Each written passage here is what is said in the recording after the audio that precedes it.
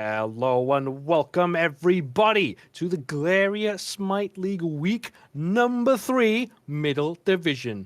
My name is Judas Priestley. Joining me today will be Kaizo alongside me. And of course, we are going to be joined by the lovely printers providing some production. Now, if you're not paying attention or not aware, we today are bringing you Hakai versus Kinkai's. Both teams set 1-1 in the standings. What does that tell you about how this fixture may go, Kaizo? It tells you that this should be a fairly close game, which we always love to see. And by the way, Judas, I often say this off camera. I don't know if I've ever said it on camera before. Galeria has just some of the best graphics in all of Amateur Smite. Like, these things always look beautiful, and you can see prominently highlighted on your screen there, as you said, Hakai versus Kinkai's, both 1-1, so fighting for maybe a bit of separation here. Judas, obviously 1 point to Hakai over Kinkai's, but certainly close enough that this is one where you want to make that separation point, put yourself in the top half as opposed to the bottom half.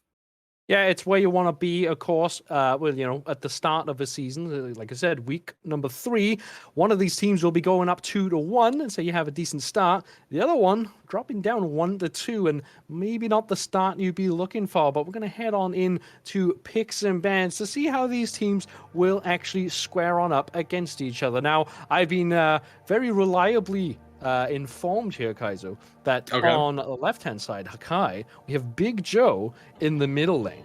Whereas on the opposite side, on Kinkai's, we have Morton. And these two, again, as I've been informed, are brothers. So a bit of brotherly rivalry coming up head-to-head here, as we'll see these two sides clash on up. Now, I'm not sure if you've ever been in this sort of circumstance, Kaizo, but it sometimes happens if you come up against a friend or something. Is this extra motivation for the mid laner of Hakai to play safely? Or is it just extra motivation for the jungler of Kinkai's to pay extra attention to the middle lane?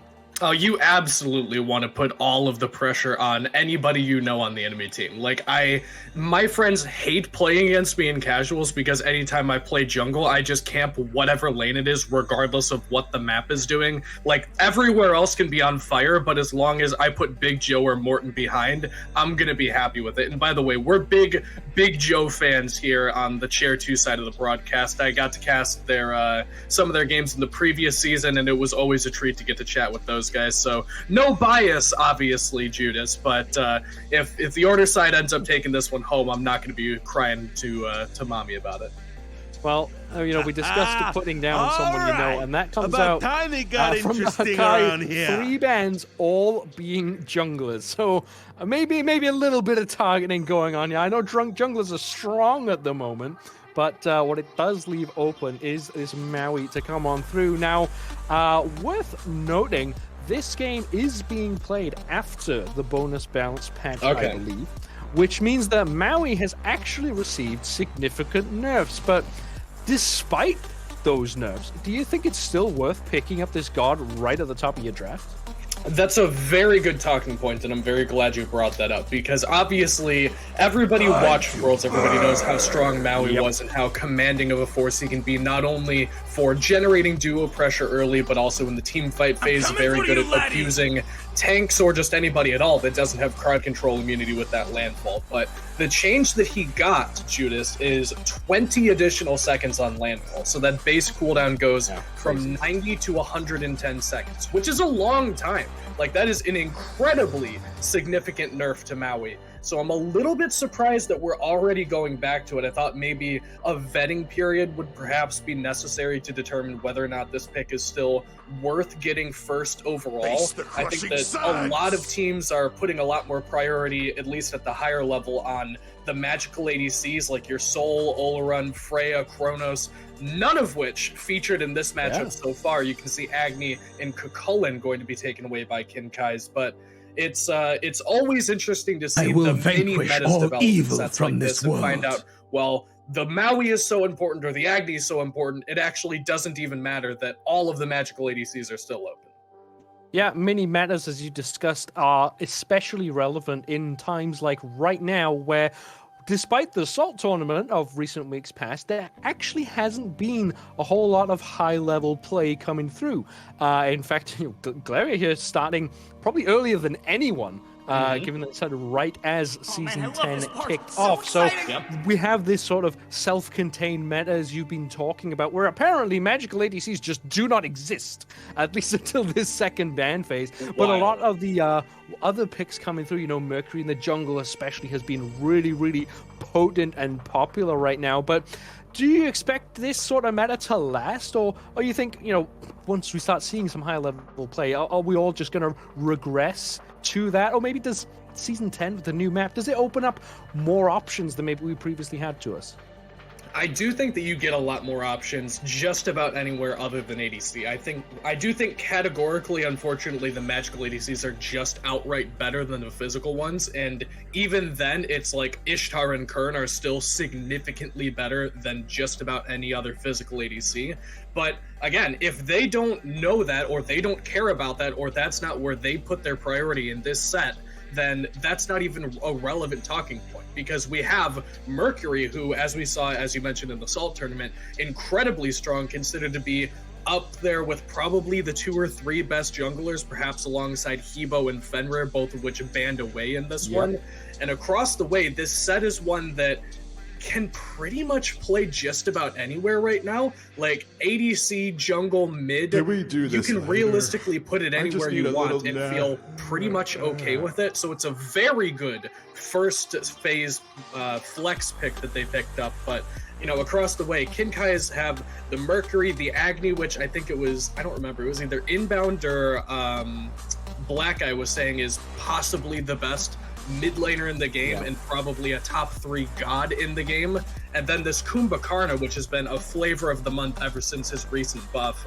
This is a very exciting draft to get to see, just because it's going to tell you so much about where the value is in this league and where people are putting their priority in the draft phase. What's your foolish I'm a ambitions massive to fan rest? of Kumbhakarna, even before recent buff, adding a cripple onto the Groggy Strike. But particularly, Kumbhakarna is really good at interrupting gods who need a little bit of time to get their damage up. And Maui set Yu Huang 3 perfect examples of that. Yu Huang wanting to cultivate Dao, really charge that up, gets suddenly interrupted by a Mesmerize that sort of lets you down. Set, not the type to instantly kill someone. Does do a ton of burst damage with the skewer, but of course needs a little bit of time to actually finish off their prey.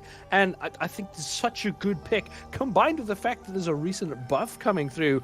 I think this is a fantastic time to be a Kumbhakarna player. However, Lancelot Cupid shakes things up a little bit, because Kumbhakarna may be not going to have such a good time against those 2 gods.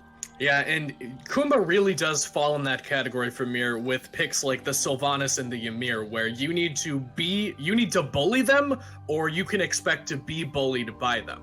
As you mentioned, Kumba is incredibly good into the set. I often think of Kumbhakarna, Sobek, and Xing Ten as my knee-jerk reaction. What support am I picking into this character? So I think they definitely got a steal there. I'm interested where they go with this ADC, because again, a lot of these, actually all of these magical ADCs are still open, Judas, and the Cupid is one that it will bully a lot of physical ADCs, but the hunt a lot of the magical ones have a very good matchup. I say that Artemis gets taken away here, so no Cyclopean ring, no Telkine's ring, none of those new fun items. We're just sticking with good, wholesome, family-friendly Smite here, Judas.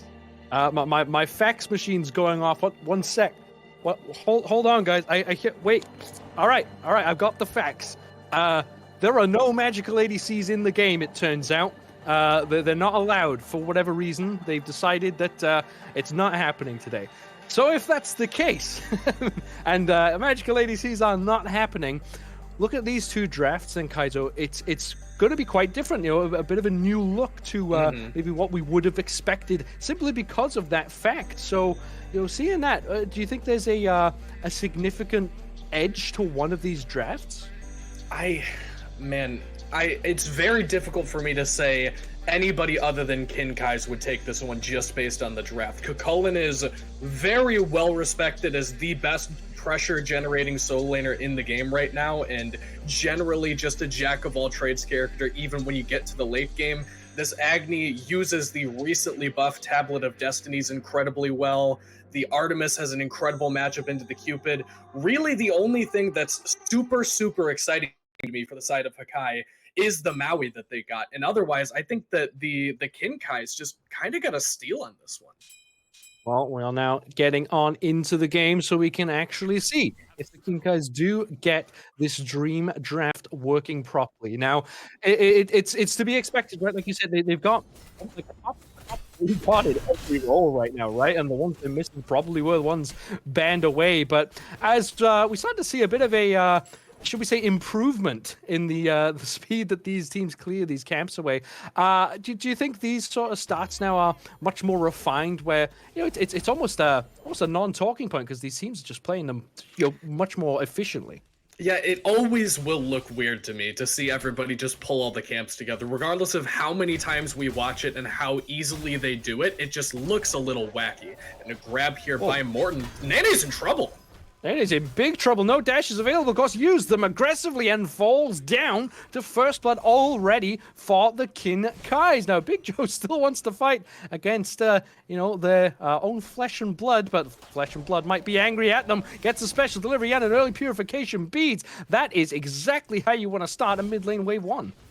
And Mercury is known, obviously, for his late game potential. The fact that he builds the crit items and one-shots a backliner with the auto attacks. But the thing people tend to sleep on, at least when he hasn't been played recently, is this character has very good crowd control and ability to fight early on. You can see Morten looking for a little something more over here in the left lane, because that special delivery, the grab, is incredibly useful if you have somebody else near you. And also, being able to pop the wing shard that you can see is on cooldown now and get a lot more of those auto attacks in a shorter period of time. His autos hit very hard. It's just you don't often get to use them. The fact that level 2 you can actually auto attack somebody without having to worry about them using their full kit on you makes it a lot more difficult to fight this character. So I like Morten understanding I can get aggressive earlier on and actually getting a very big payout for himself. Yeah, massive payoff, and it might even turn into a little bit more. Yidong the Nene gets caught with another special delivery, but is managing to provide a little bit of self-peel, just enough to keep themselves alive for a moment. Big Joe churning out the damage, just as Yu Huang loves to do. So, it's fairly aggressive starts from both sides. Yidong the Nene still wants to get aggressive, but not quite happening just yet. But something we haven't actually touched on, despite Lancelot being in full view almost this entire game so far, Kaizo, it's Lancelot in the jungle and Set in the solo lane. Yeah, and that's less about Set not being able to jungle and more about Lancelot not being a great solo laner. I think that you could, again, as I talked about on the desk, you can put Set in just about any of the 3 roles I previously mentioned. Anywhere there's a lane, he's probably fine in, or the jungle. It's honestly just support, and even support, you can probably make it work if you're weird enough. But anyway, Lancelot doesn't do great in solo lane just because he gets pressured out by something like a Cucullin that clears the wave very effectively, has a lot of good fight tools.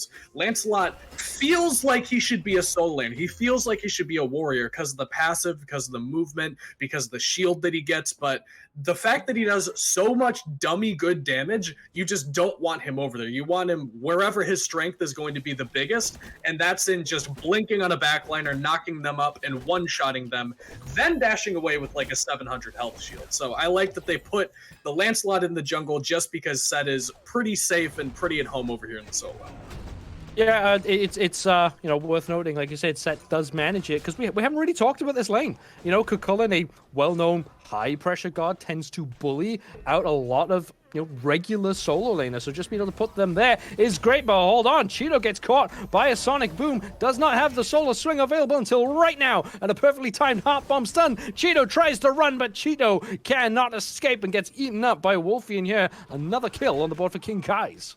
And more early aggression from Morton here. You have two power spikes as Mercury early on. You've got the first one where you have the option to fight level 2, where your special delivery is very strong, your autos are very strong, and then the crowd control chain that you get from leveling up that ult and being able to use that also makes you significantly stronger than just about anybody that you're going to be fighting.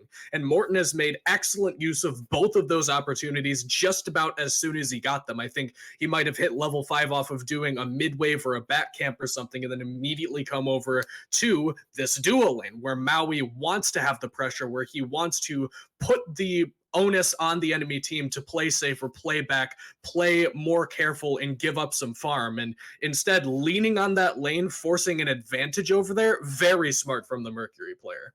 Yeah, it's always wise, of course. It's obvious, right? You hit level 5 and you try to get a gank off. Some gods are better at that than others. Mercury, one of the best at it, and just had the perfect opportunity. Of course, we don't tend to touch on these extra buff camps now on the left and right side on the map. It leaves an opportunity where people aren't just going to be safe standing in lane by the tower. They do like to step out of it, and yeah, Morton, like you said, sees an opportunity and takes full advantage of it.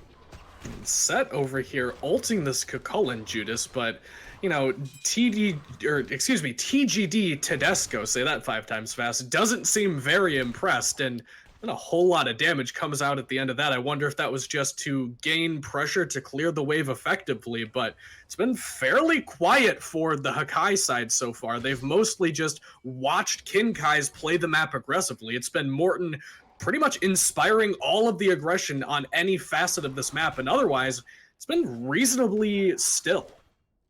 Yeah, reasonably quiet and well measured, I think you'd call it. It's interesting that I would say the scaling for Hakai is pretty decent, but it's decent in a vacuum.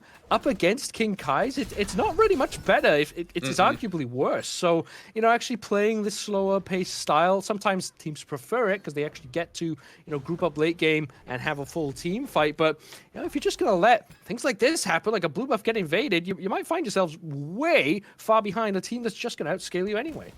And I will say, though, just because it's a fairly fresh talking point, blue buff pressure not nearly as valuable as it used to be in the past. It used to be you play on solo side, you invade all the farm, you invade the back camps as well, and then you get irreparably ahead of the enemy team. But in the current Season 10 meta, Judas, that's not really where you want to put your pressure. Duo lane and the mid lane farm, especially these neutral camps that are worth so much gold, are much, much, much more valuable than the blue buff that doesn't even give you cooldown reduction anymore. It only gives you mana, and it isn't even really worth invading financially for you. So I don't think that anybody's hurting, but hang on, we got a gank in left.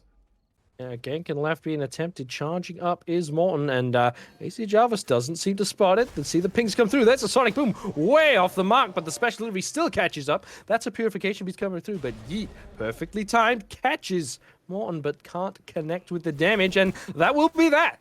That will be both junglers sort of squaring up to each other, and well, both sides not wanting to commit too heavily. And not a accident that both of the purple buffs are spawning at this time. I think that is an orchestrated gank that doesn't end up paying off for them necessarily. Beads taken off of AC Jarvis is at least something to write home about, but that's more for that purple buff invade opportunity. If you get a kill on either one of those ADCs, being able to invade that farm and take that away would have been much more meaningful. I think that Morton's likely to invade the next purple buff or look for another kill on this dual lane side, because solo doesn't look so great for you. Yeah, solo doesn't look great, but both solo lanes opting to scrap it out, and Tedesco taking a lot of damage here from Banana. But both sides will opt to burn their ultimates, get away from the fight, and just rack up some player damage, I suppose. It always looks good at the end of game stat lines, but it's a quiet game. It's slow-paced and not too much action happening, but Kinkai's have quietly built up quite a reasonable lead at this stage.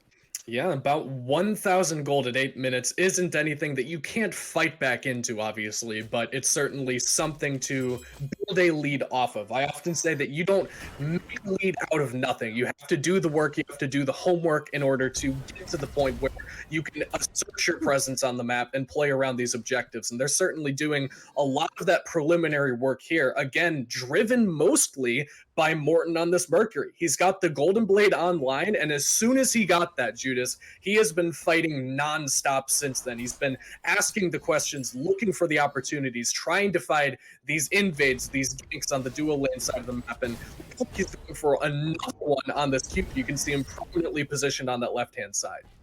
But smartly coming up from Easy Jarvis is just hanging on back now. Sick Addiction under some pressure, but the damage isn't really connecting from either side. You know, it exemplified in no way more than the fact that we were still talking about dual lane while all that was going on. No one's really getting off what they need from this damage, but you know, that is a epic uppercut coming through, trying to combine it with the Sonic Boom, but just off the mark. It's Morten. Good stun coming out from the Soul Swing and a beautiful landfall to peel, but it's just not enough. Now the Dueling Dragons come through, a lot of damage put out from the fires of Big Joe, but it is not quite enough, and that should be a good disengage. What a nice hook, nice Master Fisherman from long range from Cheeto. Big Joe wants this so badly, is charging forward, but cannot connect, and that is it. Banana now, all the way behind enemy lines, takes down that kill finally. I'd say from downtown, but he really jumped in. It's just unusual that he maybe like a long plane ride to get him there all the way from solo lane, but certainly where he needs to be when he needs to be there. A little weird from Big Joe, and maybe it's just trying to find an advantage to get back into the game, using the beads on the CC in order to hunt down that kill, or at least put it in a position where it's possible, but they do at least manage to turn it around at the end there. And I don't even think that Banana, by the way, adorable name. I love that. Yeah, fantastic. I don't think he even missed a solo wave, though, Judas, because Set does one thing very well. He clears the wave and then disappears on you. He doesn't really fight you to the death very often. I think that it's matchup dependent whether or not you can do that. But he's going to skewer the wave with a clone and then disappear into the jungle and look for some shenanigans. And I like that already he is trying to start to do that. He's got the Transcendence just about fully stacked now, got it evolved. Now he's starting to do relevant damage to anybody whose name is not TGD Tedesco, because he's got the double defense build probably going into a mystical mail here. It's not going to be a lot of fighting in the lane, but certainly will be able to outmatch the rotation potential of this Kukulkan. Yeah, forget about solo lane at your peril, King Kais, because someone like a Set getting all of this free farm, you know, really being in not much danger, did lose a blue buff early on, but Big Joe will lose their life. Virtue of the CC chain coming out from Wolfie and Morten there. And, I mean, that's just what Kumba kind of gives you, right? Step into lane and, I mean, just set up the easiest CC follow-up imaginable. And Lancelot on this left-hand side, though, Judas is in trouble. Oof. Yeah, in trouble, but that is what Tusky does for you. Can you get out alive is the question for Ash, and there's one, there's two, there's Yeetons and Nene making the second kill for their team, and Hakai are starting to claw their way back into this one. Yeah, kind of a checkmate scenario there for Ashen. Doesn't really have an option to get away when he's that far forward and that caught out, but Kinkai's responding in kind with aggression of their own, looking for something onto Cheeto. They have a good option for him here. And Cheeto burns the jump with expected just a solo lane, a support fight there. Uses the landfall for a bit of self-peel, and looks like the meditation coming out as well. So a lot burned there from Cheeto with not really a whole lot committed from King Kai's. They'll be quite happy with that. Yeah, exceedingly worth it for their troubles, and they're going to try to look for even more aggression here. Morten thinks about going for the grab, but will decide that full health support is not likely to go down anytime soon. And Judas, I've been waiting to talk about it all of Season 10, and somehow it didn't come up in the Salt Tournament. Prophetic Cloak is a crazy item in this game. You can see Cheeto has it on the Maui here. This is what happened to Height of the Urchin when they decided it needed to be a more viable option in a slower game. Instead of stacking off of kills and assists, this now stacks off of dealing damage to a particular type of enemy. So you get magic prots for hitting a magic enemy, you get physic prots for hitting a physic enemy. And the stats on this thing are kind of bonkers. Like, it is objectively the best item in Smite when it is stacked, because it gives you cooldown, it gives you health, it gives you protections, it gives you mitigations, and it gives you protections in an aura as well. It is a better Gauntlet of Thebes that just takes way longer to stack up. Like, you can see Wolfie already has the Thebes completed, so he's already got that inherent tankiness from the gold that he spent, which, by the way, is comparable to the cost of Prophetic Cloak.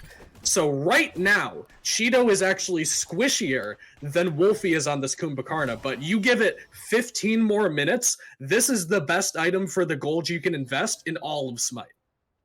And it's evidence, right, by the way that Cheeto is playing. Just spinning up that Master Fisherman, throwing it out at whoever happens to be nearby, and you're going to get some value out of it. But now, Ashen in some trouble, does have the Tusky available again. That Caledonian Boar saving the life of this Artemis time and time again. That's just how it's going to go in this lane, it looks like, because, you know, Danae just can't get off enough damage in time. Yeah, doesn't quite have it there, but they did actually stack their CCs, Judas. They used the Lancelot Grand Joust at the same time as they used the Fields of Love. So obviously you want to force the Tusky in that scenario to try to make her panic and force out whatever safety option she has to play it however you want to after that fact. But there needs to be a little bit more communication there. I think that if they can, like, use those CCs one after the other instead of on top of one another the way that they did, I think they're much more likely to walk away with that kill.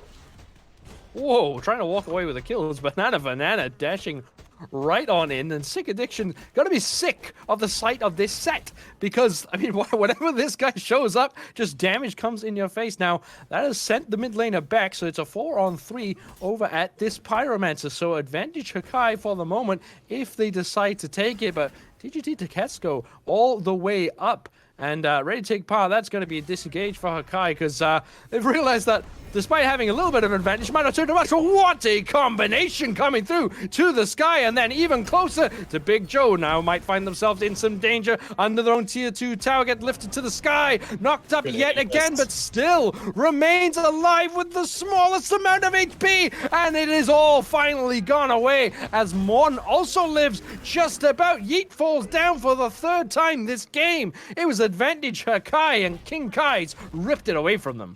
Yeah, Sick Addiction comes back from base just in time to notch that 2nd kill, and it's a little bit of an overextension from Kinkai's there. It looked like maybe that wasn't going to be the best opportunity for them, because Big Joe, a fantastic Aegis at the back end of that one under the tower, thought maybe he might be able to slip away with his life, but unfortunately the forces were just too much. This Kukulkan is just too tanky and doesn't care about the towers right now, and this is the point, Judas, where you mentioned the scaling earlier on. This Kinkai's team is starting to get very scary. Anytime you see a number on the Rage, as you can see Morton has 2 stacks on it now, that's when things are going to get dicey, because as soon as that gets stacked up, that is a buffed item in Season 10. That gives you crazy good power. It's like 50 power or something these days, which is comparable with new Aussie or close to what you could get from a Bloodforge. Mercury often has difficulty building high power items, but now that Rage is a high power item, it feels like it's a lot simpler to get these damage numbers off. And now Kinkai's taking down this Pyromancer, Judas. This is getting a little bit excessive. Yeah, first major objective off the map. They do just decide to leave that Pyromancer bomb, at least the Runic bomb, just it's going to sit on the ground there for a while. I guess the golden experience is more relevant to them. We also see our first tower going down on the right-hand side, but Big Joe might also be in a little bit of danger. Cheeto providing some peel. Wolfie wants this, as does Morton there, but a beautiful push away does keep Big Joe alive for a moment, but it is just a moment. They will trade out Wolfie in the process, but that's another kill onto this Mercury and another stack of Rage built up. Yeah, now 3 online for him, and shenanigans under the tower here is once again Sick Addiction. You said it, Judas, probably sick of seeing this set, but will at least be able to live unlike Big Joe, who, by the way, has been playing great on the Yu-Wang. Like, my man is 0-3, but he's been playing mechanically very well. So it's only a matter of time before he catches up to the point that this is going to start going on his favor. But for the time being, Hakai just going to grab this Gold Fury, and no response just yet from Kinkai's.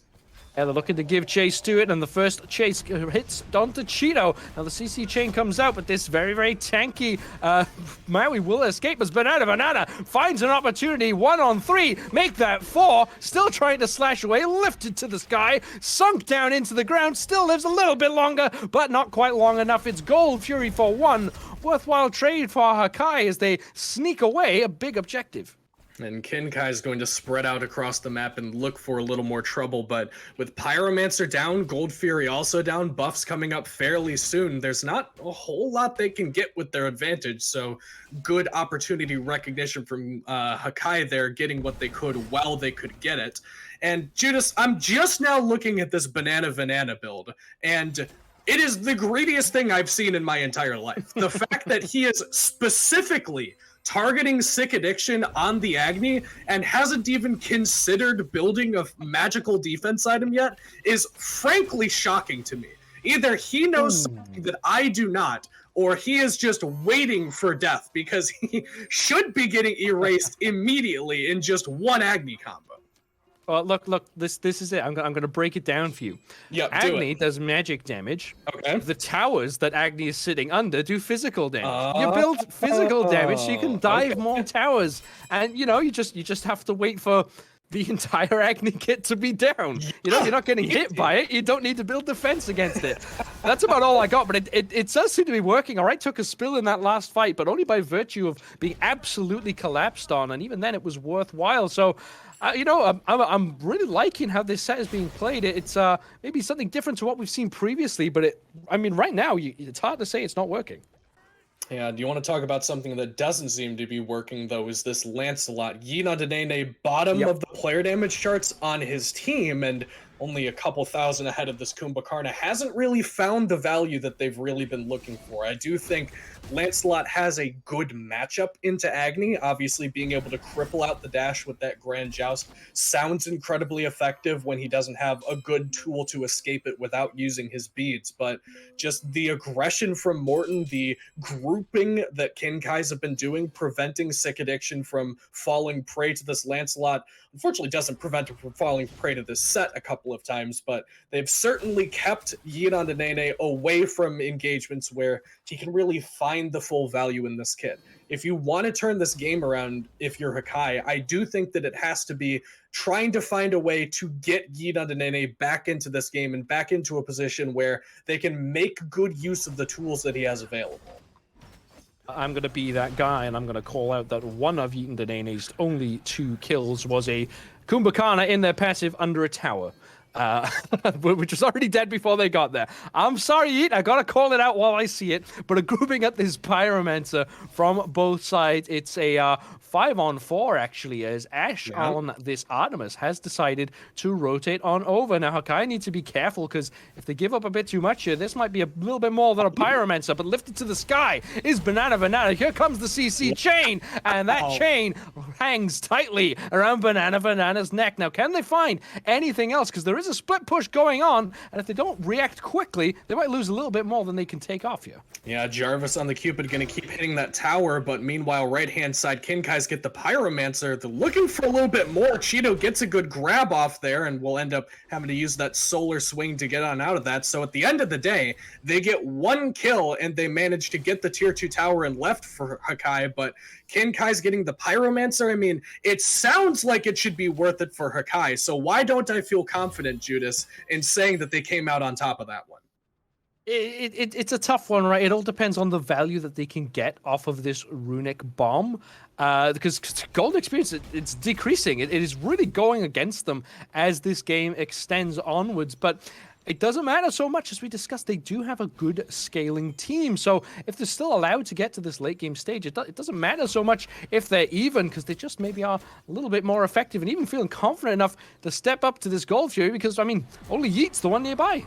Yeah, he's here and he's watching it go down, but not a whole lot of good steal tools for him, Judas, and he's going to just basically just watch it. I mean, if you're not even going to go in, witness to it. He's walking away and farming something. Yeah, I mean, we'll pay witness. At least you get the timer, I suppose. You can be fully aware. I mean, you know what it is. Just realized what he was doing. Yeah. If an Oni Fury falls in the forest and no one's around to see it, does it even go down? That's a very good point, and my argument is yes, it does go down, but they might not have been fully aware of that. I just had to make sure, but you're not being fully aware. Banana, not aware of all of the danger that they might well be in. Stepping up very high, that's a blink coming through and a lot of damage connecting. Does not have a teleport available, and that will be that for Banana. The sets looked pretty good, but that one was anything but. A series of confusing events there where Banana doesn't jump away and Morton, who is immune to slows, uses beads against a character whose only crowd control is a slow. I'm not really sure what took place there, but at the end of the day, they get that kill onto the set, now looking for this tower in mid. But meanwhile, action in left. Woo! There's a real brawl over this tower. I actually can't decide who is their target. They choose neither and will give up their life. And AC Jarvis saves the tower. Now, the tier 1 tower does go down in the middle lane, but that was about a sneeze away from falling anyway. This is a really strange game, Kaizo, because it's technically quite even, but I, like what you said earlier, it really doesn't feel like it. Yeah, Morton has just been finding so much good value on this map, and they've been keeping Sick Addiction much safer after he went down originally to that set early on. And Cheeto swinging for something, and certainly does miss on this one. I don't know why, Judas, there's 10 people fighting over oracles at this stage of the game, but that seems to be what the MO is here. We need to get some vision over this Gold Fury that is down. That's about the only thing I can see. That it's a win for AC Jarvis. Takes down that purple buff. Full 5-on-5 grouping at this middle section of the map, but there is nothing but Fire Giant on the table. I don't know. Are Hakai really in the business of looking for a team fight right now? They seem to have lost them all so far. I was actually just thinking that, and the thing that I realized, Judas, is they're only 2,000 gold down. They're relatively close in experience, only about a level in each role, 2 in support, but their ADC is level 20, has all of the relevant items required to deal damage to these frontliners, and we're at a point 25 minutes in. Respawn timers are getting very long. You only need one fight from either side to get to a point where you're in a commanding position for this game. Any fight that goes convincingly one way or the other, regardless of who the victor is, can realistically get a Fire Giant, can get a tier 1 middle tower, maybe knock down a tower in right. This is a very well-balanced game, despite the fact that Kinkai's feel like they've been on the front foot the whole time. It's really much, much closer than we've perhaps noticed. Yeah, they've been on the front foot. It's just what they've lost in the process is, quite high. I mean, just look at the towers. Maybe a tier 1 tower falling on the left side in favor of Kinkai's, and yes, it will go down, but that doesn't even equalize the towers. Now, some people like to think of towers as gold on the map. I see them as defensive structures on the map in favor of Hakai. Now, another grouping around this Pyromancer, both teams ready to fight. On the right-hand side, Morton looking to set something up. Yeah, he's maybe not got the best angle in here, but he's certainly looking for something, trying to catch Jarvis or perhaps Big Joe as they step up and look for a little bit more poke, but Wolfie's going to go in first here. Wolf wants to be the aggressor. That's the CC chain coming out. Nice landfall, pulls the tiger. Double sonic boom. Absolutely massive from Morton. Can they find the kill after the fact? The damage is good, and it is traded out 1-for-1 at the start of this fight. But Kraos in the backside. Ashen still living, still firing off their shots. Kills back and forth, 1-to-1 on each side. Yeet, low health, gets away. Sick Addiction takes a ton of damage from Big Joe, who now begins their retreat. Both teams lose 2. Both teams take 2. It is an equal trade. Yeah, explosive in that one as Morton manages to find that kill onto AC Jarvis, who doesn't really get to participate in that team fight, gets poked out and then taken down systematically by Morton. But Big Joe, I said it earlier on, he's played well this whole game, and he certainly turned up big there. Playing well, but you still have to keep that going throughout. And Big Joe in some trouble as his Cheeto gets caught after using the solar swing, trying to run under that tower. Finally, Sick Addiction will connect with the shot. Now here's Yeet trying to clean up again. These teams trading 1-for-1, blow for blow, back and forth. Yeet gets caught. Tedesco will clean it up. Finally, a kill will go unanswered.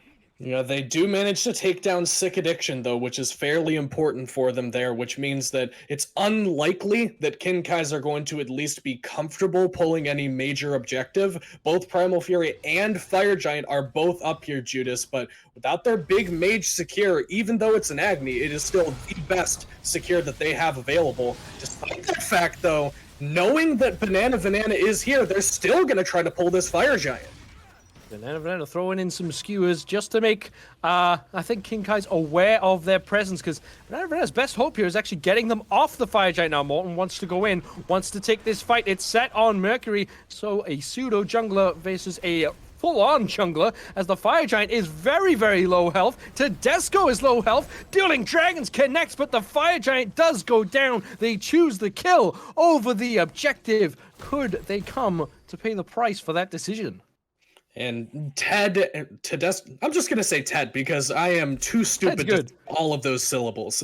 Ted certainly did the job there of the solo lane. Everybody wants to say that solo laners are there to kill the backliners like another jungler, or they're only there as CC bots. Oftentimes, Judas, in a competitive setting, your job as the solo laner is to get in there and kill yourself for the cause. And Ted certainly did that there, taking his first spill of the entire game in 29 minutes, but keeping Big Joe away, keeping AC Jarvis away, making sure that no one can step up to that Fire Giant pit other than Banana, who gets distracted by Morten on this Mercury. They had not killed him more than once this entire game, and Banana thought, this is the time. His ult is down. I can go in, I can use the Kingslayer, take him out, and then we'll go back to the Fire Giant. But meanwhile, Kinkai's just stuck very calm, very collected, stayed on the Fire Giant, and made sure that one went down before anybody else could step up. They were working with very, very tight time windows there, both the time that Morten can stall out the set and the time that Tedesco can stay alive, zoning out multiple members. But they do manage to take that one down at the end of the day. And now I said this is going to be one team fight, Judas, that put one team significantly far ahead. And Kinkai's finally take our first good team fight. You know, there is a scenario where Kinkai's absolutely blow there and they lose Tedesco. They don't commit hard enough to the Fire Giant. Hakai swoop in, take the objective, and God knows what else after that. But that's not the world we are living in. However, Ashen getting caught there, going to take a reasonable amount of damage and a triple stun coming out from the Heart Bomb as both teams posturing around this tier 2. It's interesting to see. Whoa, hold on. The action kicking off immediately. Big Joe, not a fan of waiting. AC Java dashing in just to use the beads and get back on out of there. A lot committed forward from Hakai here. They're using a lot of their cooldowns, and that is a good use of cooldowns there to blow up both backliners. Now it is Banana to get on to Ashen and will manage to clean up that target. A big almost skewer there coming through. Banana will get on out of there. They still lost 2 of their major damage dealers, and Morten will not give up this fight this time. Sick Addiction will clean up the kill for that, and now this tier 2 will go down pretty much for free along with a Phoenix. That was a heavy commitment from Hakai. Yeah, they tried so hard to take Ashen out of that fight, Maui ulting her in early on, poking her out with just about everyone, and then full committing as another big landfall lands here. But Judas, it's not going to matter, as they do not have anybody relevant to deal damage to follow up off of that. Hakai wanted to poke out Ashen and prevent her from playing the game, but in doing so, they overexposed their backline. Big Joe had to step too far forward. AC Jarvis grouped up on top of him, and the zoning done by Tedesco paired with Wolfie NB under that tower was beautiful. Morten has played so patient this entire game when it's relevant. He got aggressive early on around the power spikes and then went fairly quiet during the middle stages of this game. But here in the late game, he has certainly turned up huge and made a fantastic Mercury ult under that tower. You could not have drawn that up any better if you're the side of Kinkai's. Yeah, hitting both backliners, killing one, and then finishing off the other. It's an absolute dream scenario for a Mercury there. And, I mean, it's just sort of how this game has gone, right? Kinkai's always seem to be finding these massive plays, these great windows, fantastic angles. They've played risky, they've played daring, and I mean, it's paying off, and they're going to try and do it again by starting up this enhanced Fire Giant in a 5-on-5 scenario. Yeah, they got Cupid isolated in mid, though. Oh, Morton, man. after the ult, managing to take one down, so already going to be a 4v5, and they are still hungry for more. They're hungry for the kills, not the objective. That is the chase coming through. Now the collapse is pretty good. A nice landfall there will actually slow down the pursuit of Cheeto, but that's not the player in danger. It will be Yeet who falls down for the 5th time. And now, all of a sudden, this enhanced Fire Giant is much, much easier. Whoa! Sick Addiction takes a ton of damage while dishing it out in response. But what can Banana do as the only person to be able to contend this objective? Yeah, he's gonna go ahead and split push that right-hand side. Doesn't look like he has any intent to wrap back around and try to find this Fire Giant, just clearing out these waves, but that means EFG goes to all 5 members for Kinkai's here, Judas, and they've got Banana caught now. Banana has nowhere to run to except more danger gets got in place. There is a trap to set the fate of this set, and I mean, right now it's looking pretty tough to stop this Kinkai's lineup. Yeah, they're going to go ahead and spend a little bit more gold here. Morton backing, and not a whole lot really to grab necessarily. Full build for just about everybody here, Judas. You can see that Stone of Binding build that we're very accustomed to seeing alongside that Bluestone Brooch now finish for Tedesco is very big for him. All 6 items even on your support. Granted, Wolfie doesn't have the Ankh upgraded here, so not quite as effective, but honestly, I'm not even sure what the Ankh is necessarily for. Like, you use it to kill Banana perhaps, but past that, I don't necessarily know that he needs that one upgraded, which means everything else, they have all the gold they could possibly need. They've got the enhanced Fire Giant. Phoenix is already down on the right-hand side of the map, so a lot more homework there for them. Banana did his damnedest to make that a little bit easier, but they take him out just in time for him to respawn and try to siege up this left-hand side.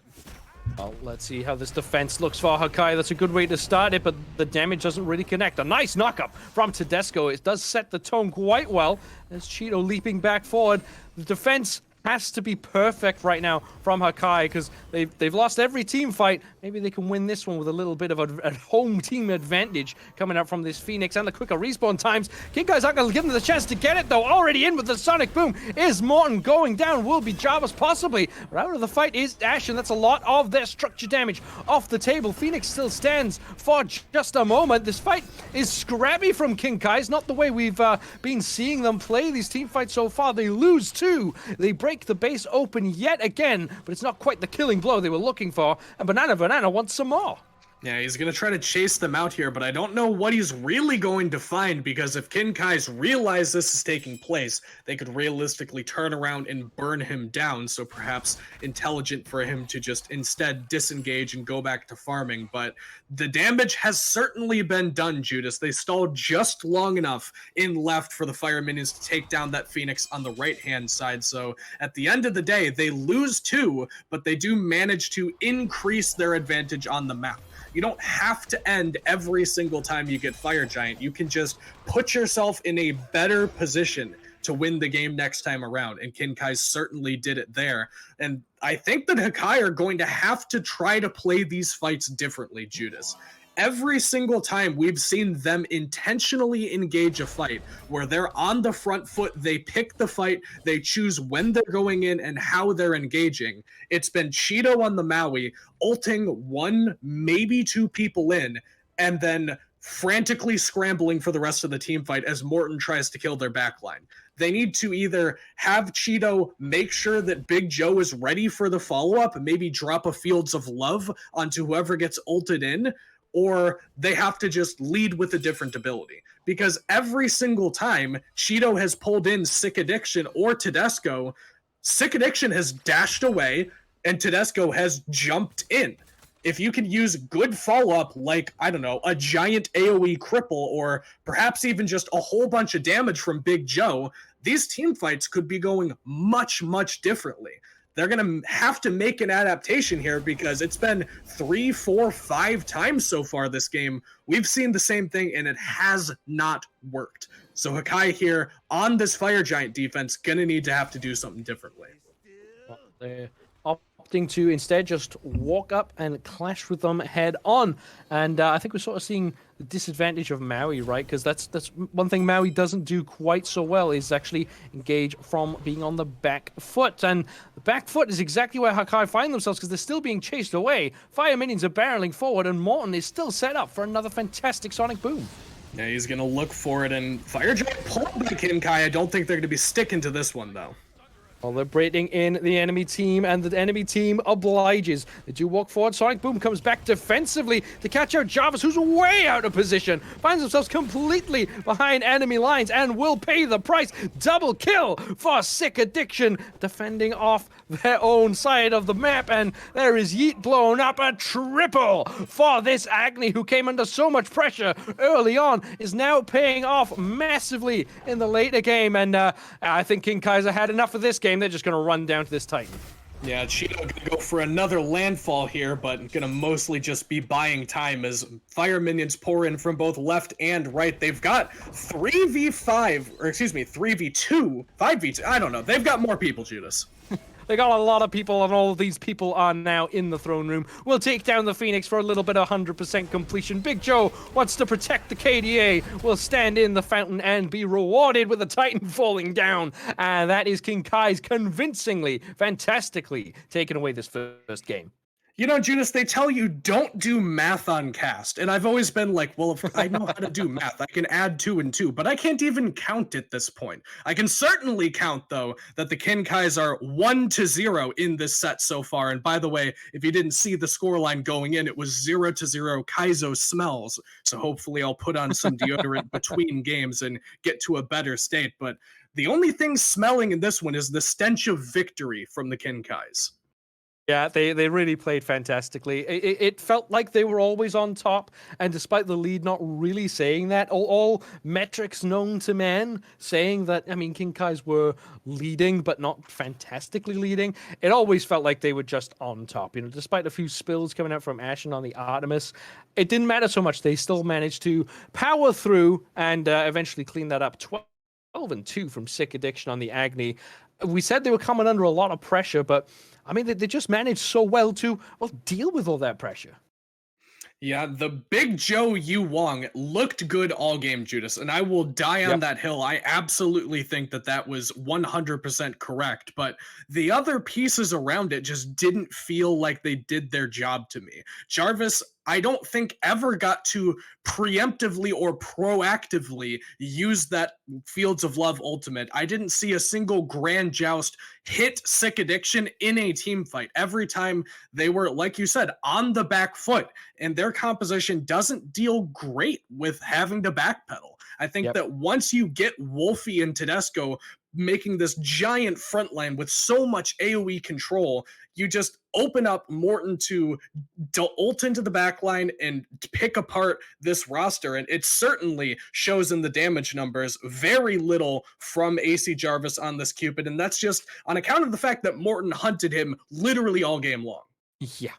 Yeah, it was really a rough time for this Cupid, and I mean, maybe that's why we haven't seen so much Cupid, or maybe why we might see a few more magical ADCs coming through. But we, of course, have more games on show for you today, so we will be heading out to a short break, but do not go anywhere, because we need to see if Hakai can somehow turn this one around.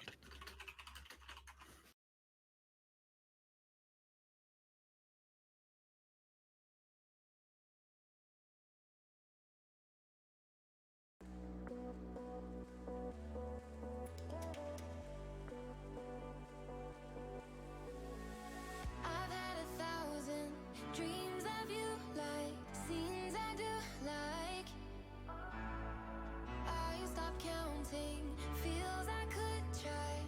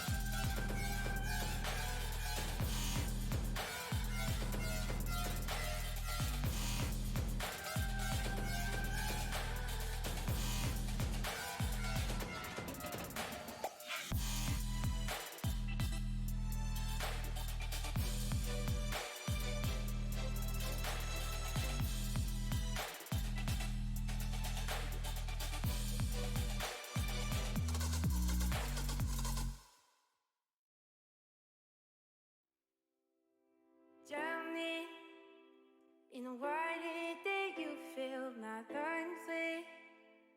Close my eyes, it's only darkness. Close my eyes, it's only dark.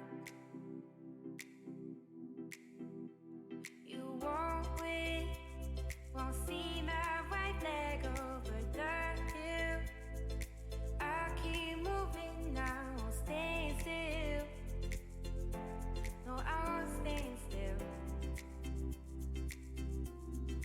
Even when I wanna build myself back up from all of this, and I don't wanna swim, can hardly see the surface from where I've been.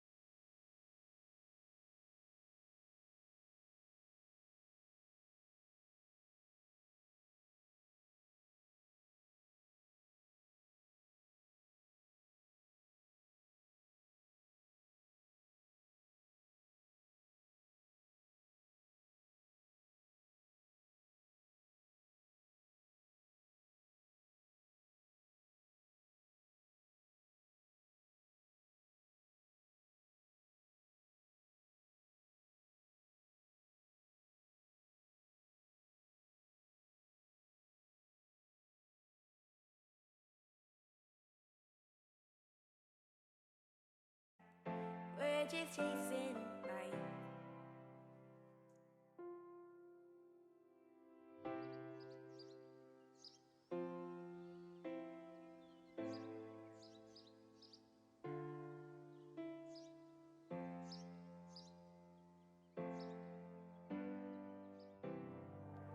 All right, everybody, welcome on back to King Kai's versus Hakai. It is currently 1-0 in favor of King Kai's in what was a strange but sufficiently dominant performance, I think you would say, from the Chaos side in that game.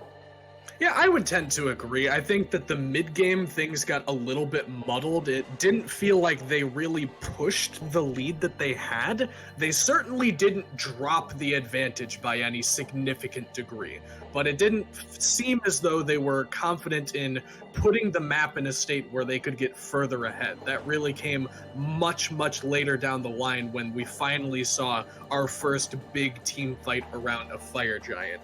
But up until that point, Kinkai's were very comfortable with their early lead. Morton looked very good on the Mercury, and this Agni pick as well is, I think, one that is certainly worth a bit of attention, Judas, because it wasn't the standout performer in the early game, but the mid-game transferring into the late game, there was just so much damage dumped out by this pick, and the control was incredibly effective, considering the fact that they didn't really have the tools necessary to get to Sick Addiction reliably. Yeah, it definitely need an adjustment to Kinkai's. Now, of course, to Hakai. Now, of course, one of those adjustments you can make in the game of Smite, of course, is banning out that god. So banning away the Agni is certainly one way to handle it, because I don't think, despite the mid lane being so strong for Kinkai's, it certainly wasn't, what we would call a mid-diff by any stretch, because for Hakai, mid lane was probably the strongest part. Despite definitely. The early spills coming from the jungle, and I think at one point we did see the Big Joe was 0-3 on the Yu Huang while playing fantastically. It's definitely something that you can bank on to get you through to this next game, but they just need to make sure that whatever they do decide to adjust, it deals with the strengths of Kinkai's a little bit better. And Ao Kwang, top picked here by the Kinkai's, is terrifying to me, Judas, because this isn't a pick that in a vacuum wins you the game every single time. But this is a star performance kind of character that can just completely win you a game on its own every so often. You don't play with the team necessarily when you're Ao Kwang. It's more the I'm the star of the show kind of character. And with how Morton played on the Mercury, if he gets this Ao Kwang, I am terrified if I'm on the side of Hakai, because the singular carry potential that Ao Kwang has is universally known to be incredibly impactful. Yeah, you can just sort of swoop in and out of the back line, the front line if you want to get that execute off, finding some great angles in this new vast, complex jungle does certainly allow itself very strongly for Ao Kwang. But Yemoja back on the scene, a god we do not see a hell of a lot of, despite a map maybe favoring it. Are you surprised the lack of Yemoja so far in Season 10? I wouldn't necessarily say surprised, just on account of the fact that this isn't a character that everyone is capable of playing and everyone should be playing. I think if you're a support player, stuff like the Geb, the Khepri, the Ymir, the Maui, the Ganesh, that kind of stuff needs to be in your god pool. You absolutely need to know mechanically how the character functions, and in a team fight what your responsibility is. However, Yemoja is much more diverse in what she's capable of doing and has a lot more nuance to her that she isn't really for everybody. So the fact that we don't see her constantly is perhaps less a testament to the fact that she's not a good character, because she certainly is. It's more to do with the fact that she is a very flavor character. She's a archetypical, very difficult to play, but very high skill ceiling kind of their goddess. Yeah, of course, quick story about me here. I was playing support in a competitive league at one point, decided I should probably add Yemoja to my god pool, played a ton of games of Yemoja in a row, got them all the way up from rank 1 to rank 10. And at the end of that said, yeah, I can't play this god. And I threw it away because sometimes it's just a bit too difficult. But Kumbhakana coming back had a fantastic standout performance for Kinkai's in game number 1. Very, very happy to see it coming back. Ishtar back in play though, despite the nerfs, despite the changes, despite the maybe lack of popularity and the increase in strength of magical ADCs.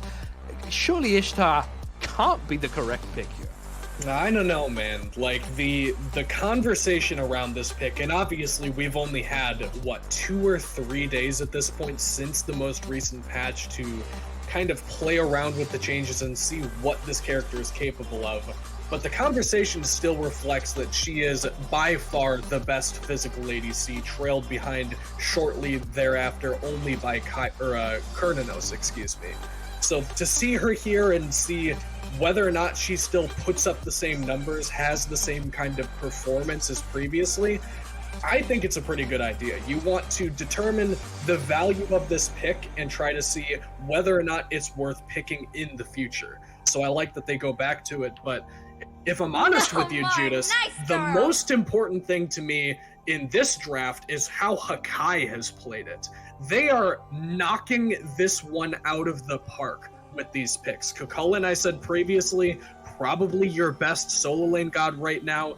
Yamoja, if you can play it, incredibly strong. They pick those two because those are potentially contested picks by Kinkai's. And then they only grab the Mercury third after giving up the Ao Kuang, understanding that you're not going to pick both of them if you're Kinkai's. So you can wait till the end of first phase to grab that one, then they take away some potential problem points and go to this soul, which I talked about game one on the desk, is so incredibly strong, gives you so much pressure in duo lane.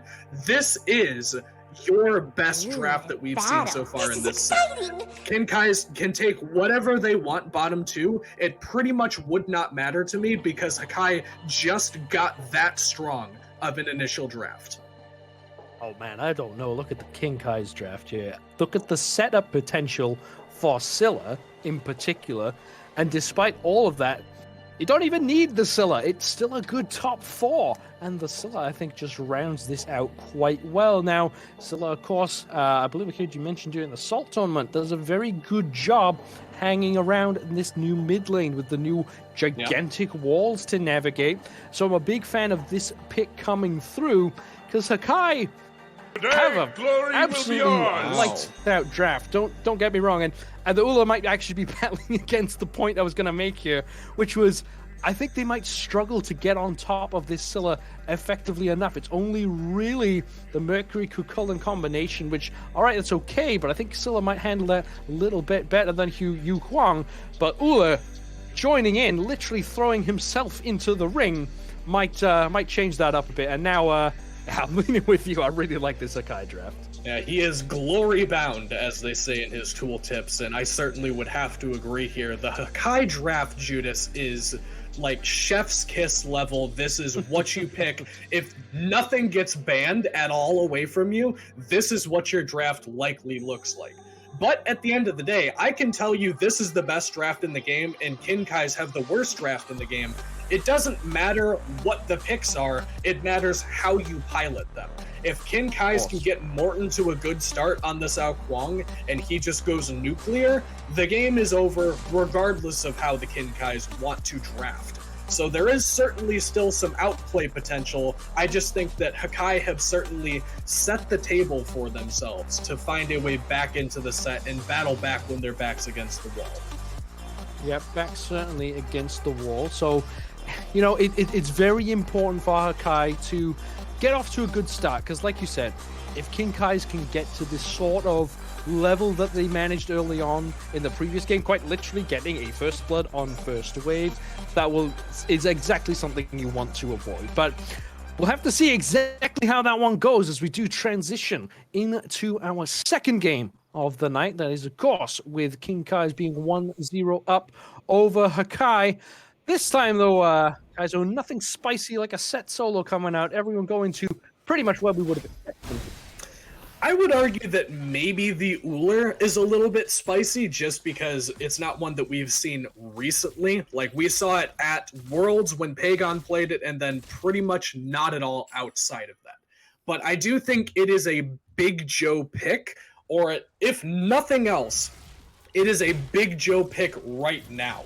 Because he played so incredibly aggressive and confident on the Yu Wang. It made me wonder what the difference would potentially be if he played a character that conventionally was more successful on the front foot. Yu Wang is fine on the front foot, but you're not impressing anybody with specifically the crowd control that you have at your disposal. Big Joe on this Uller can literally just jump at people, axe them, and change the course of the game by himself. I think that I like this pick a lot more from him just because it gives him a little bit of that star player potential that Morton made so much good use of in game number one. Yeah, I did mention at the start of the draft phase that I wanted to see, the potential to actually put this player on a pick that they can really rock, really get things working with. And like you said, I think Ula does that fantastically. Being able to play with confidence that they were showing on Yu Kwang, except this time on a god that can actually use that confidence, I think might be fantastic for them. But no first blood this time going the way of King Kai. So already off to a worse start as the both junglers start to convene over to this dual lane. Neither one wants to make anything happen on this first couple of waves. You can see the pings coming out. Everybody is well aware of where both of these junglers are here, so they're going to instead fight over these left camps. I do believe that ended up going the way of Kinkai's last time around, and much the same story this time, but should be a little bit more action over here in this duo lane. Wolfie's getting fairly low, and this is kind of the value the Soul has early on. She does significantly more damage than whatever her lane opponent is likely to be early on, and she has good sustain. She's fairly safe, and you pair that with the Emoja that has so much lockdown, it's very powerful. Oh, well, that is a slash and a stab in the back, and Tedesco picking up first blood as a solo kill as well. This is the start that we said Hakai really didn't need. And, I mean, they might have some pressure in duo lane, but that early solo kill, all right, it's not the worst thing in the world because you can still fight back in solo, but, man, it's just not the way you want to start a second game. But it is kind of reminiscent of what we've seen in the solo lane in years past. I think that Cullen and King Arthur have been a notoriously volatile lane matchup, but hang on, we got fighting in the left. We got fighting going, and that is the separate coming through. The sword swinging through. The dragon's not quite connecting. There is a jolt to finish off AC Jarvis just there. That is a classic case of Hakai feeling like they're winning the 2v2 matchup, but it was all just a bait, and Morten comes in and picks up an assist for their troubles. I will say, though, that could have gone differently, perhaps, if Cheeto uses the med a little bit earlier. There was a reasonable window of time where he could have gotten some good healing off onto AC Jarvis and potentially sustained him enough that they could turn around and at least trade out one kill, or maybe make the Kinkais think twice about taking that engagement quite so lightly, but instead waits until after AC Jarvis has already gone down to start getting those ticks off, and that is not the most value you can necessarily get out of that one. So now Morten, no kills early on, so nothing quite like game one, but still likely to be very happy with an assist early and being able to farm his own map. Yeah, having freedom of their own jungle, of course, right as the second respawns are coming through. It's a great time to be in Aokwang. You've already helped your lane, so no one's going to be too worried about that. You've not gotten a kill for yourself, like you said, but being able to pick up a relatively high amount of farm does have a slight deficit in the levels, because we do see Yeet already hitting level 5, but it's only good if you can hit level 5 early, if you can actually make something happen with it, but Yeet doesn't seem to be too interested in making those moves just yet. It still hasn't backed yet to finish off what is likely to be the Golden Blade that we saw Morten get in game number 1, and not necessarily your highest damage output item is this Golden Blade, but it's one that people often associate with Mercury just because his clear isn't the best in the jungle otherwise. His auto attacks deal significant damage, as discussed in game number 1, but when you're looking to farm the map effectively and make the best usage of your time, you often want that Golden Blade just to be able to go camp to camp a little bit more quickly. So probably once he finishes that one off, we'll see a little bit more action past just waiting to see if Sick Addiction steps directly into the line of fire. But for the time being, I think that they should be fairly satisfied with just farming, because I mean, realistically, it's working, Judas. They're 2 kills down, including a first blood, and somehow they've managed to find a lead for themselves.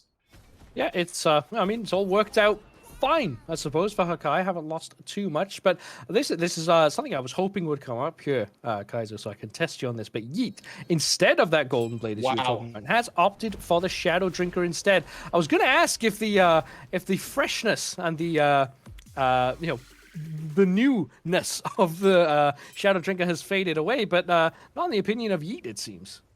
Yeah, and it really does just feel like I've got egg on my face for talking about Golden Blade for 30 seconds and then he doesn't even build it. But Shadow Drinker is one of our newer items in Smite, new to the year 10 patch, as Big Joe takes away those oracles and we'll have to jump on out of there. This is a very good Mercury item. I don't think necessarily the term best in slot would come to mind just because that Golden Blade is so strong, but it gives Mercury everything he wants. It gives him movement speed, it gives him power, it gives him penetration, which usually is fairly difficult to itemize for a critical strike character. But the Shadow Drinker gives him pretty much all of the stats on one stick that he could possibly ask for.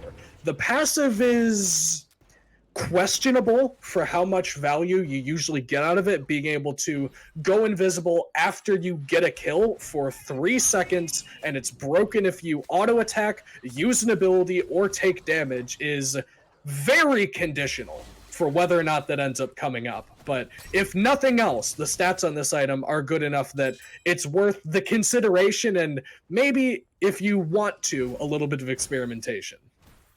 Yeah, I think it's also relevant that there is no long-lasting damage over time coming out from King Kai's except from Tedesco. So if you can avoid the King Arthur, which, I mean, realistically, that's what you're planning on doing, it should mean that you've got a good chance of getting that stealth off and actually having it be impactful. So you have the interesting situation here, Kaiser, where both junglers can swoop in, get a kill, and then literally go invisible and run away. So I mean, I suppose I'll have to see who can use that invisibility advantage just a little bit better. And they're going to fight over these harpies and left once more. And Ashen is actually here. This could be a fight. Yeah, they want to go for it. Yeet comes through, but there is the Blades of Retribution not connecting. A River's Rebuke also will seal off the chase potential. So one ultimate for one ultimate, and then does net King Kai's with those harpies. A sick addiction forced way into tower again as the aggression comes out from Big Joe, which we were talking about. But AC Jarvis cleans up a tier 1 tower early on. To see if they can get out alive, because they're going to be in the face of a ton of damage. And it's a nice use of the Supernova to give themselves a little bit of CC immunity. But the damage is coming through. The beads come out. The damage is there. And Morton will clean up that kill finally. King Kai's getting another one on the board. And I'd like to give AC Jarvis the benefit of the doubt there and say that nobody told him that anybody was coming, because he uses the Disapparate for, I guess, movement speed to get away from the tower, as though no one was going to be there and he just wanted to vacate the premises as quickly as possible. If he holds on to that cooldown, that's a very good trading tool, and also makes it more difficult for Morton to communicate the auto attacks and the Dragon Call effectively. So it wasn't a good spot to be in regardless, but maybe having that cooldown available gives you a chance to trade that one away. I think at the end of the day, Hakai are relatively fine with the fact that he takes another spill there, just on account of the fact that they got that tower, but it does open the door for King Kai's to play much more scummy in the left lane. If Ashen decides to freeze the duo wave on tier 2 tower in left, there is nothing that AC Jarvis is possibly able to do about that, and we'll just miss out on a whole bunch of farm. Yeah, it's always somewhat a double-edged sword taking a tier 1 tower that early. It can pay off, but it also can punish you a little bit, especially if the other team is aware of the situation. Now, Ashen, not aware of the situation they might be in. There's the Blades for some CC immunity, but it's not going to be quite enough giving chase. Hakai, Supernova off the mark. Yeet tries to get the angle in. That's a Riptide to seal the fate of Ashen, so it's 1 for 1, because Hakai do manage to pick up a kill on the other side of the map. Sorry, it was actually Hakai taking a spill as Banana now takes a second solo death in that solo lane. All of a sudden, this King Arthur's looking very, very happy with how this game has gone. I don't believe it was a solo kill. I want to say I saw Morton over there, because the ultimate also on cooldown now, so I would assume that there was some kind of outside intervention. But I mean, either way, getting the beads off of Ashen and also taking that kill makes this lane much simpler for AC Jarvis, who, despite 2 deaths already and the potential risks, as we discussed, associated with taking down your tier 1 tower in dual lane this early on, is a good level and a half up, which makes this left-hand side of the map, Judas, significantly more volatile around this Gold Fury, because both of these teams don't need much of an opportunity in order to take that one down. the shred from double ADC plus a Mercury and the shred from ADC plus an Ao Kuang is always going to be incredibly strong. So we're going to need to see some good vision and good participation on this left-hand side of the map where looks like Nene wants to get involved, but knows that there's more people over here. And Nene hunting for the opportunity. It's just not quite presenting itself. Faking a back, I believe. No, that's an actual real back. I might actually put AC Jarvis in a little bit of danger. That's a really nice Blades of Retribution right at the tippy top of the range coming through. The damage is good. The execute is better. That's Morton on a killing spree now. Might even find another kill for their troubles because Cheeto has one final Riptide left. Does get the River's Rebuke off, and that will keep them safe. And that is pretty good now for the support for Hakai. Big Joe looking to take a fight, an advantage if they can get it. Misses the X, and now finds himself in a big amount of trouble. Giving Chase a sick addiction with the Armor Monster will not be enough. And I think King Kai is going to turn their attention to this Gold Fury now. Yeah, Yeet onto Nene is here. Big Joe also stuck around, so this isn't going to be easy for them. Yeet all the way around the backside. Morton slapping on the front side. It is Sonic Boom being charged up because all five are here, actually. There's a big rotation from Tedesco coming through. Gold Fury now 50% HP. Yeet still charging up, still ready for the fight. Morton trying to dash in and get aggressive. Yeet misses with the special delivery. The Gold Fury now gets let go. They actually drop the objective in favor of the fight. Both sides taking a lot of poke back and forth. No one really getting a major advantage just yet. King Kai's have the territory. Hakai might have the health bars, and it looks like King Kai's just ready to get out of there, but this leaves the Gold Fury open for Hakai. Yeah, no banana, but they don't seem to need him. They're going to go ahead and pull this one. King Kai's step back up, but it's very low.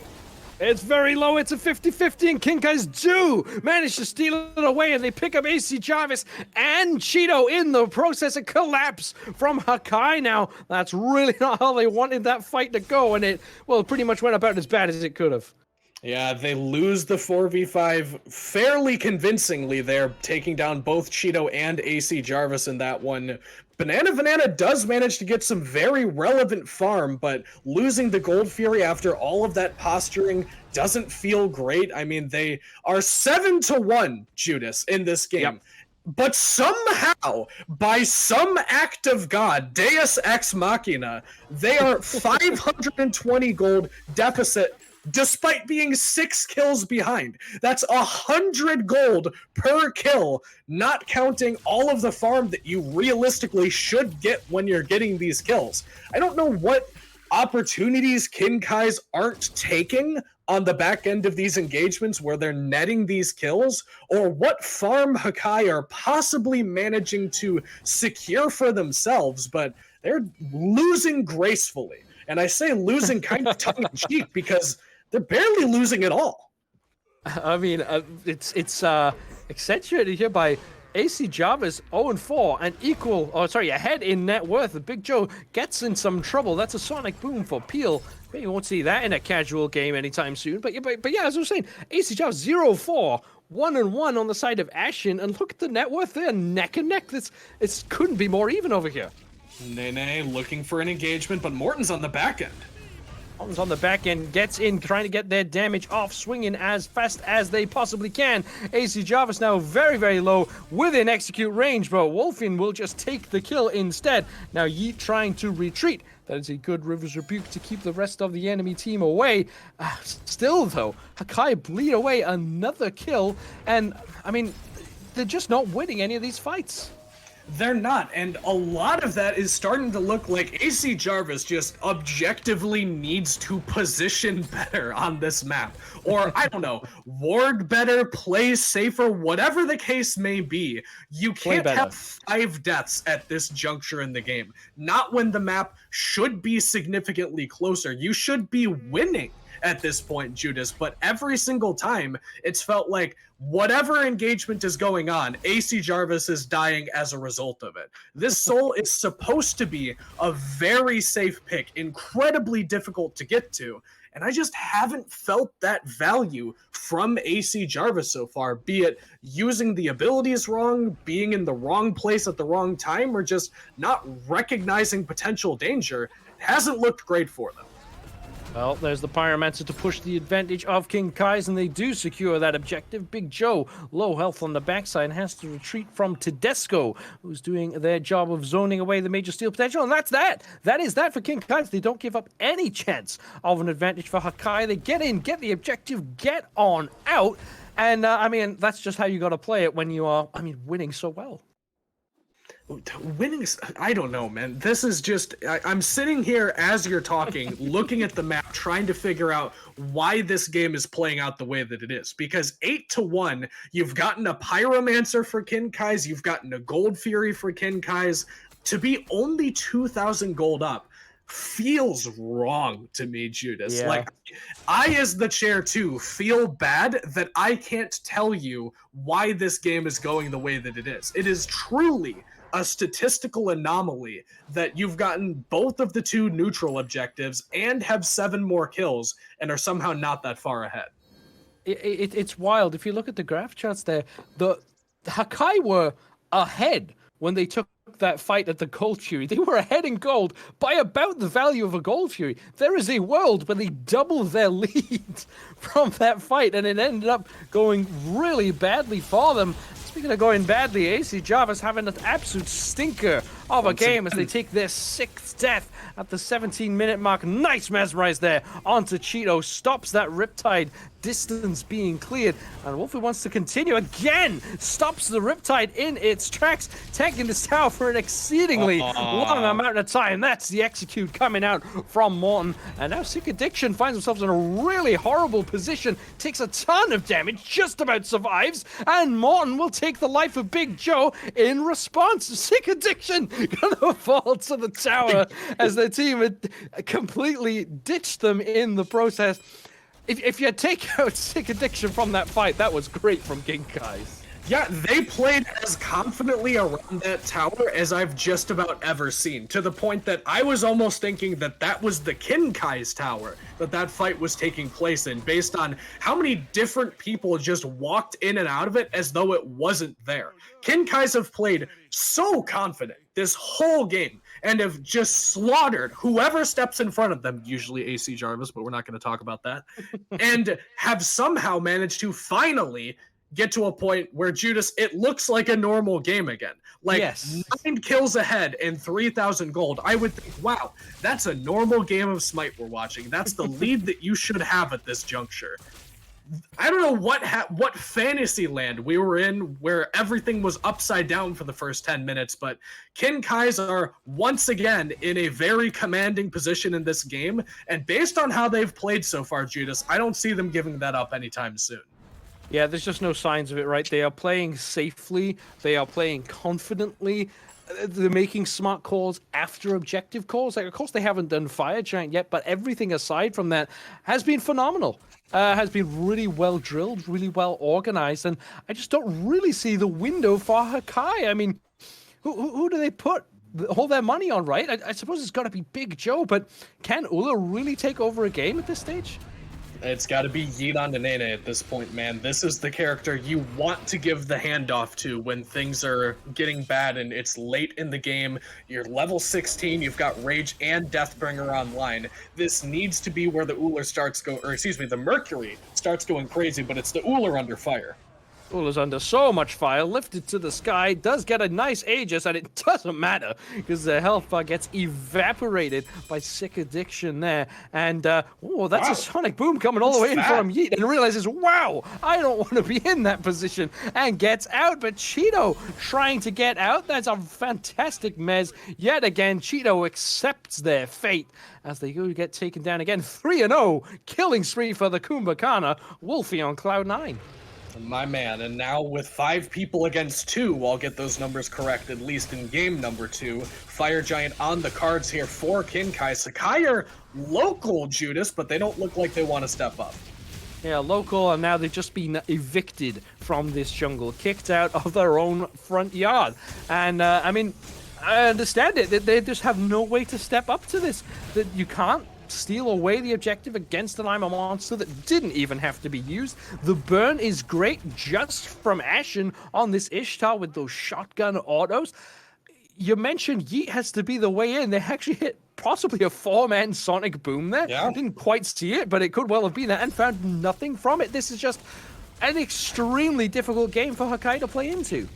Although, despite the value Yeet has been getting out of these sonic booms, it has been a lot of defensive ultimates from him, and that's not really the best avenue back into a game. You've got to make some aggressive plays, as Kinkai's are doing here in the tower.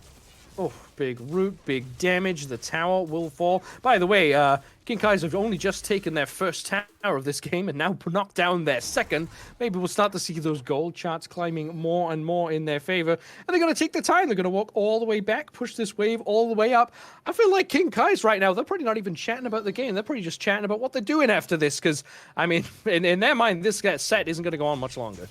Yeah, they're going to go ahead and grab this tower in left as well. Wave is decently far away, as they seem to realize, down about by the purple buff, so we'll instead back Everyone and start back. spending up some of this gold. Everybody all on the same page that this could be the game-ending push if they play it correctly. Items getting finished out here. We've got a Karen's coin now online for the Sao Kwang, so a little bit more percent penetration should he need to take down Cheeto on this Yamojo, or perhaps Banana on this Kukulin.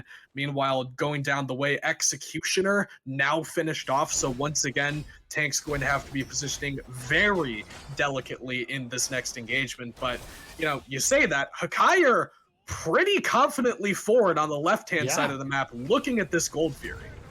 Yeah, it's a 4-on-4 over here. Big Joe lifted to the sky, Goodbye. immediately deleted. That was a full health combination, just taking them down. And, I mean, Big Joe had such a good performance on the Yukong. It's almost sad to see how they're being dominated right here. Through no fault of their own, it's just CC chains, man. This is what Kumbhakana does, and I think anyone who's been sleeping on this god might need to wake up, because the sleeping giant is here to party. Oh, God, I love you for your puns, Judas. Like, Spooky makes a pun, and I groan, and then you make a pun, and I'm like, damn, that's a good pun. But anyway, now Kinkai's, after taking down Big Joe on this Uller, have a little bit of a power play here. I say that bit tongue-in-cheek, as they certainly are in the driver's seat, regardless of how many are alive on the side of Hakai, but they're very prominently positioned here around the left-hand side of the map, looking for this Tier 2 tower. And actually, Tedesco's on the backside. Tedesco gets the loop around and just strikes fear into the hearts of Hakai. They all immediately retreat. Look at the damage coming out. It's Tedesco's nothing. full health. Tedesco regen faster than Big Joe can damage them. Big Joe not afraid of the fight, but they really should be, because all 5 members of Kinkai's are a scary force to contend with, and I just don't see a way into this for Hakai. Where is the possible angle for them to take this fight? Well, this is at a point, Judas, where Kinkai's need to make a mistake, and they are playing the most careful, clinical, deliberate game of Smite I have literally ever seen. There are no risks associated with what they're doing here, as Yinandanene barely manages to get his way out of that. They could have likely taken that Phoenix and left, but instead, zero potential for a comeback for Hakai. They're instead going to go for the tower, and just desperation here from Banana. Yeah, Banana going in, gets a huge 4-man knockup, but it just doesn't matter. River's Rebuke comes out defensively, and it just doesn't really matter. Now the Fire Giant's on the board, 4 ultimates down. Well, I got baited by Big Joe there, but it's 3 ultimates down for Hakai. They got a decent split push coming in.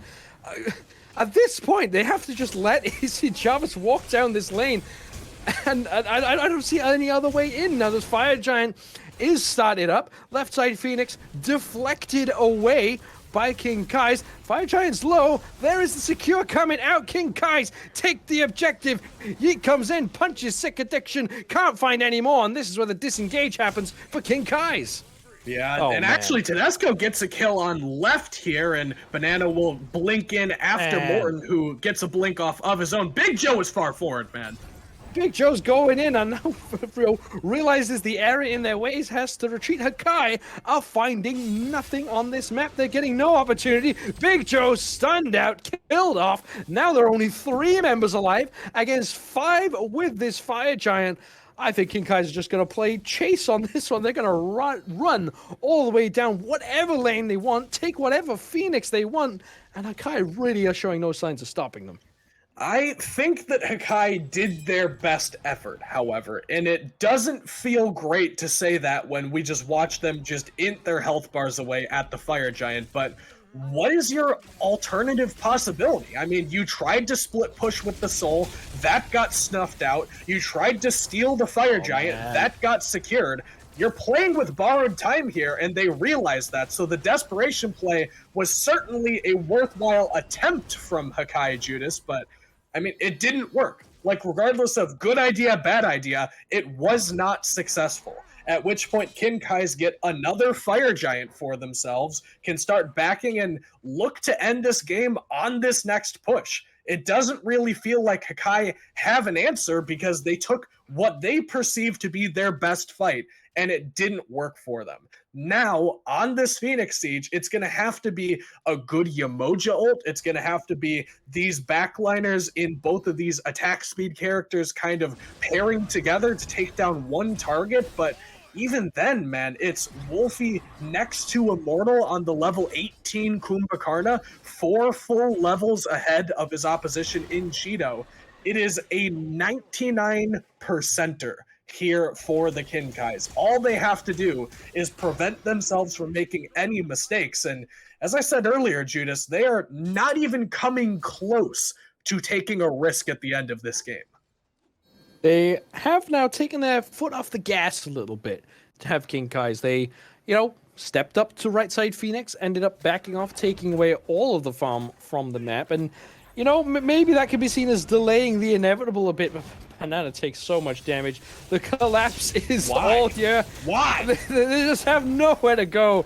Tons of damage comes out, and this might be the beginning of the end, Kaizo. I have no idea how Hakai win this fight in a 5v5, let alone a 4-on-5. You say the beginning of the end, man. This feels like the middle or the end of the end. I feel like we've been, it's been woe is me for the past 10 minutes, and good Yamoja brings in this Kumbhakarna, but Wolfie literally does not care that that just took place. Yep, didn't take any damage at all, and now comes the engagement from King Kais. Now, Yeet gets all the way onto the backline, but takes so much damage in the process and dies off before they can really put out any damage. Now, this right side Phoenix is down. Big Joe is low. Big Joe is dead. And now they turn their attention to the mid lane. Phoenix trying to decide if they just want to end the game or not. And the call is Titan. The call is go on in, bring this game to an end this set in very, very fast fashion. The Titan is half, Titan's falling lower, the minions sprawl into the room, there is the crush, and that is what happens to the hearts of Hakai as they lose this set 2-0.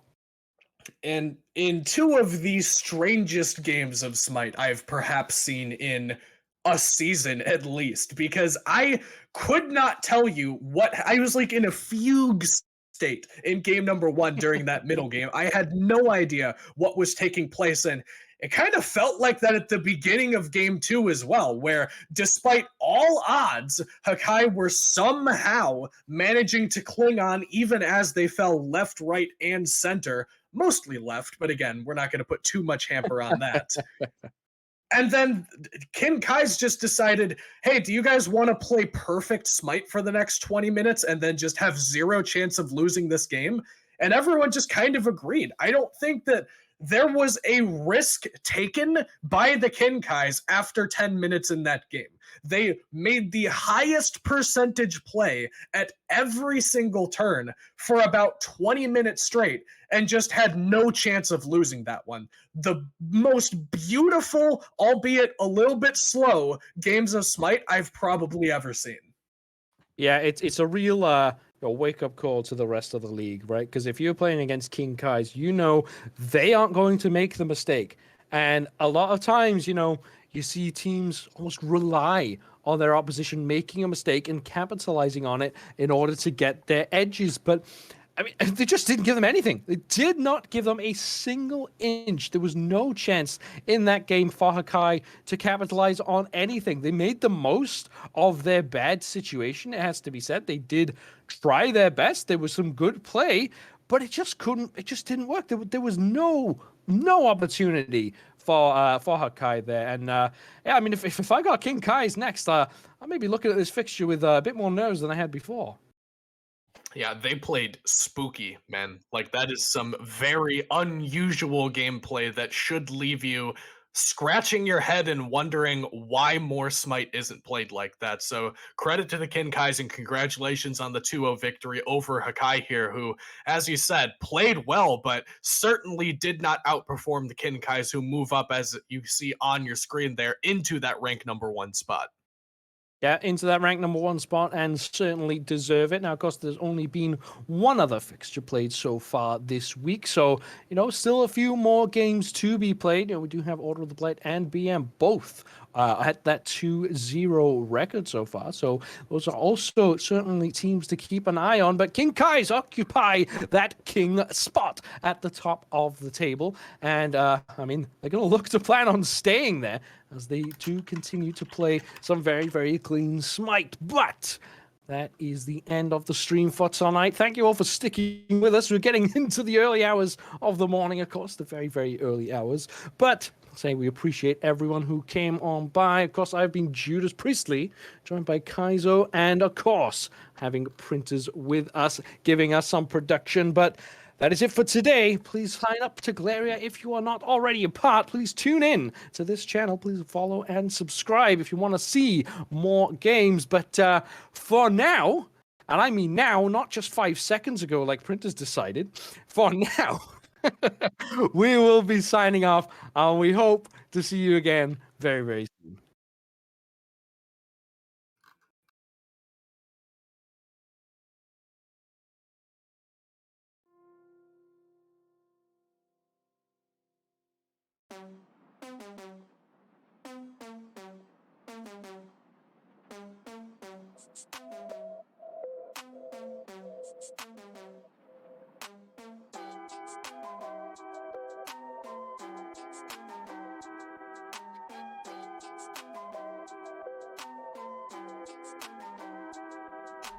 Smoked out, tongue tied, ain't letting your bitches slide. I played you, your eyes gone fucking wide. I wish I could just leave you fucking side. You an annoyance to everyone around you now. And now the two of you, yo, pride the one you fucking through. Underage girls, what the fuck you into? Please tell me what the fuck is going on in your broken ass mind. Yeah. Yeah. Yo, I'm back. I see small voice just licking my sack. Puts all into the fucking wall, kinda slack. You been talking a lot of smack, but you been acting kinda whack. I got something you lack. Fast as a Big Mac, and your mama throwing it back, throwing it back. Smoked out, tongue tied, ain't letting your bitches slide. I played you, your eyes gone fucking wide. I wish I could just leave you fucking side. You an annoyance to everyone around you now, and now the two of you. Yo, pride the one you fucking through. Underage girls, what the fuck you into? Please tell me what the fuck is going on in your broken ass mind. Yeah. You think you hot shit, but I think not, bitch. Be switch, got me in a different pitch, bitch. Built like a fridge, only get in touch cause people wonder what is inside. Wonder what's inside, nothing cause you spread them cheeks. Why for whoever you fucking decide. You lay your pride in how many people been inside. Acting like you're 10 when your body can't directly correlate with how many fucking lied. Just straight to your fucking bone. Yeah, go the fuck home. Yeah, go the fuck home.